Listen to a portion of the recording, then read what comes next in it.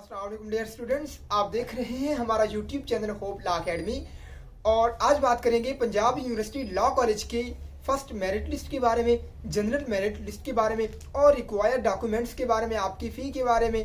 और बात करेंगे कि मेरिट एक्सपेक्टेड क्लोजिंग मेरिट कितना होगा मॉर्निंग का और इवनिंग का। बहुत ज़्यादा स्टूडेंट्स इसके बारे में जो है बार बार मैसेजेस कर रहे हैं, कॉल कर रहे हैं। तो सबसे पहले आपका जो है ये क्लियर करते जाएं कि फर्स्ट मेरिट लिस्ट और जनरल मेरिट लिस्ट में क्या फ़र्क है, इनका डिफरेंस। तो जनरल मेरिट लिस्ट के बारे में बताऊंगा मैं कि जनरल मेरिट लिस्ट वो मेरिट लिस्ट है जिसमें जितने भी स्टूडेंट्स अप्लाई किया है, जिन जिन स्टूडेंट्स ने पंजाब यूनिवर्सिटी लॉ कॉलेज में, तो लॉ कॉलेज ने उन सबकी मेरिट लिस्ट में एक मेरिट लिस्ट बना दी है ताकि उनको आइडिया हो जाए कि वो किस जगह पे आते हैं, वो कितने टॉप पे हैं, वो कितने बॉटम पे हैं।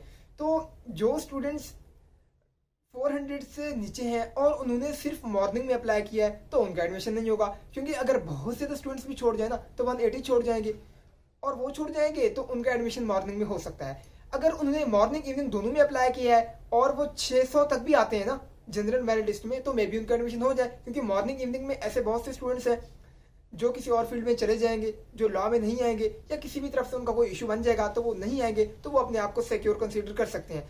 लेकिन अगर आपने सिर्फ मॉर्निंग में अप्लाई किया और आपका नंबर जो है वो 400 पे आता है तो भी बहुत मुश्किल है आपका एडमिशन हो। या अगर आपने मॉर्निंग इवनिंग दोनों में अप्लाई किया और आपका नंबर जो है 800 नंबर पे आता है तब भी आपका एडमिशन नहीं होगा, क्योंकि आप बहुत नीचे हैं। और फर्स्ट मेरिट लिस्ट के बारे में बताएंगे कि फर्स्ट मेरिट लिस्ट वो मेरिट लिस्ट है ऐसे स्टूडेंट्स की है जो कंफर्म है, जो सिलेक्टेड है। तो उनको पहले पहले मेरी तरफ से बहुत बहुत कॉन्ग्रेचुलेशंस, बहुत मुबारकबाद कि उनका पंजाब यूनिवर्सिटी लॉ कॉलेज में एडमिशन हो गया। और आप सबको बहुत बहुत मुबारक हो कि आप मोस्ट प्रेस्टिजियस लॉ इंस्टीट्यूट का हिस्सा बनने जा रहे हैं। और आप अब आपको ये बताएंगे कि आपको कौन कौन से डॉक्यूमेंट्स रिक्वायर हैं और कौन कौन सी जो कंडीशंस आपको लॉ कॉलेज ने ये बताई हैं कि आपने इनको फॉलो करना है, इनको फुलफिल करना है ताकि आपका एडमिशन हो जाए।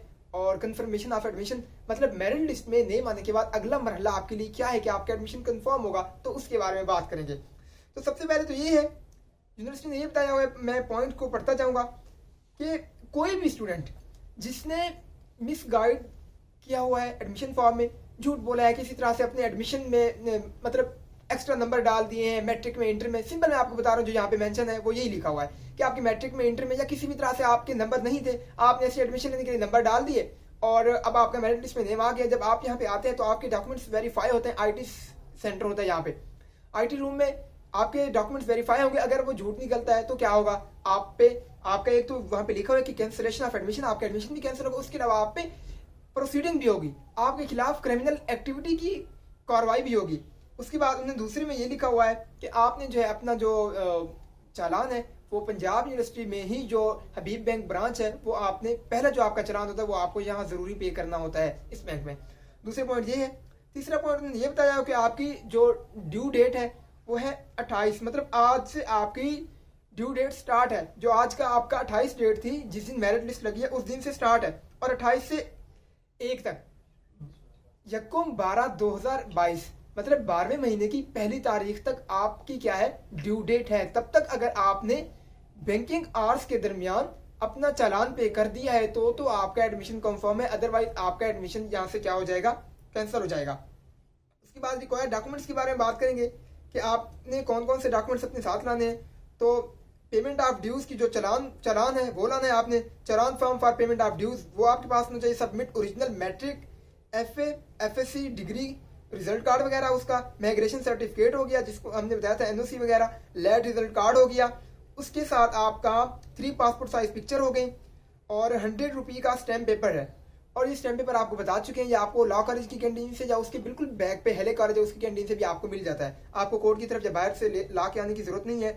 तो ये आपने कहाँ पे जमा कराना है, ये आपने मलिक मुमताज़ अहमद असिस्टेंट रूम जो है ये क्लर्क हैं लॉ कॉलेज में, रूम नंबर 6 है, ये एडमिन ब्लॉक में जब आप आएंगे एडमिनिस्ट्रेशन में लॉ कॉलेज में, ये बिल्कुल आखिरी रूम होगा। सुबह आप देखेंगे या आने वाले चंद दिनों में आप देखेंगे ये आखिरी रूम है, वहाँ पे आपने सबमिट कराने हैं। उसके बाद आपने क्या करना है, जो हिफ्ज़ कुरान है उन्होंने हिफ्ज़ कुरान का सर्टिफिकेट सनद वगैरह लेके आनी है और उनका टेस्ट भी होगा वर्बल, उनको 20 मार्क्स ऐसे नहीं अवार्ड किए जाएंगे। उसके बाद टोटल एनुअल फी उन्होंने बताई हुई है कि 39,385 आपकी फ़ी है जो एनुअल फी है। और उसके बाद आपके रजिस्ट्रेशन के चार्जेस कितने हैं, 5180, तो ये आपके रजिस्ट्रेशन के चार्जेस हैं। उसके बाद और उसके साथ आपका एनुअल फीस की बात होगी। Candidates are required to submit hard copy of online form original challan form of RS 500। जो आपने 500 का चालान पे किया हुआ है तो आपने उसकी भी कॉपी यहाँ पे आपको जमा करानी होगी, सबमिट करानी होगी एडमिशन फॉर्म के साथ। तो आपको चालान कहाँ से मिलेगा आपका? तो चालान आपको किसी वेबसाइट से डाउनलोड नहीं करना होगा, आपको लॉ कॉलेज के अंदर मिलेगा, रूम नंबर 6 से मिलेगा या 3 से मिलेगा, जो भी मिलेगा। आप जब अपने डॉक्यूमेंट्स रूम नंबर 6 में जमा कराएंगे तो आपको वहां से भी चालान मिल सकता है, या आपको रूम नंबर 3 से भी आपको चालान मिल सकता है। उसके बाद अब ये जो मेरिट स्टार्ट हुआ है आपका 98.69 से स्टार्ट हुआ है, और इन स्टूडेंट का भी जो है क्या है, अभी तक फॉर्म पेंडिंग में है। तो मे बी जो है ये स्टूडेंट भी ड्रॉप कर जाए, ये ना एडमिशन लेना चाहें। तो बात कर रहे थे कि मेरिट एक्सपेक्टेड कहाँ पे क्लोज होगा, तो इसीलिए मैंने यहाँ पे ये बात की है कि इनका फॉर्म जो अभी तक पेंडिंग में है, ये किसी एक स्टूडेंट और को चांस मिल सकता है, क्योंकि अगर ये एडमिशन नहीं लेंगे तो किसी और को एडमिशन यहाँ पे मिलेगा। तो आपका जो मेरिट क्लोज हुआ है फर्स्ट मेरिट लिस्ट का, वो 92.49 92.49 पे आपका फर्स्ट मेरिट लिस्ट जो है वो आपकी क्लोज हुई है। तो मैं इतना बता दूं आपको कि 91 तक आपका एक्सपेक्टेड मेरिट होगा मॉर्निंग का। अगर बहुत नीचे भी चला गया 90 तक चला जाएगा, वरना जो मुझे नजर आ रहा है वो 91 तक होगा, 90 तक भी जा सकता है। तो जो 350 या 380 तक भी स्टूडेंट है ना, वो अपने आप को मॉर्निंग में थोड़ा सा सिक्योर समझ सकते हैं। मैं ज्यादा नहीं कह रहा, मे बी इससे नीचे भी जा सकता है, इससे ऊपर भी आ सकता है। आपने देखिए जनरल मेरिट लिस्ट भी लगी हुई है, आपका नेम कहाँ पे है। तो अगर बहुत ज्यादा स्टूडेंट्स भी छोड़ गए तो मुझे लगता है कि 400 तक या 380 तक या 350, पहले तो 350, या अगर बहुत नीचे हो गया 450 तक भी जा सकता है।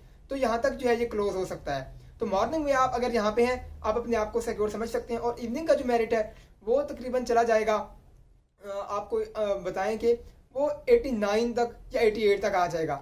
ये फर्स्ट मेरिट लिस्ट की मैं बात कर रहा हूँ, फर्स्ट मेरिट लिस्ट की। उसके बाद जब लास्ट मेरिट लिस्ट इवनिंग की अपलोड होगी तो उसके बारे में भी आपको बताएंगे। कब बताएंगे? जब इवनिंग की पहली मेरिट लिस्ट अपलोड होगी, उसके बाद आपको ये बताएंगे कि इवनिंग का मेरिट कब तक क्लोज हो सकता है। अभी आपको हमने मॉर्निंग की लिस्ट लगी है तो मॉर्निंग की अपडेट कर दी है।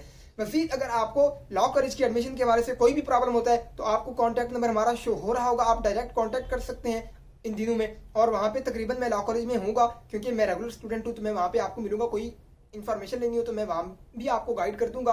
उसके अलावा अगर लॉ कॉलेज के एडमिशन के हवाले से या किसी भी यूनिवर्सिटी के किसी भी एडमिशन के हवाले से, हॉस्टल के इश्यूज या किसी भी तरह से अगर आपको कोई भी इशू है तो आप हमारे साथ डायरेक्ट कांटेक्ट कर सकते हैं। मजीद फर्दर अपडेट के लिए आप इस चैनल को लाइक करें, सब्सक्राइब करें, शेयर करें। Thank you so much, take care, अल्लाह हाफिज़।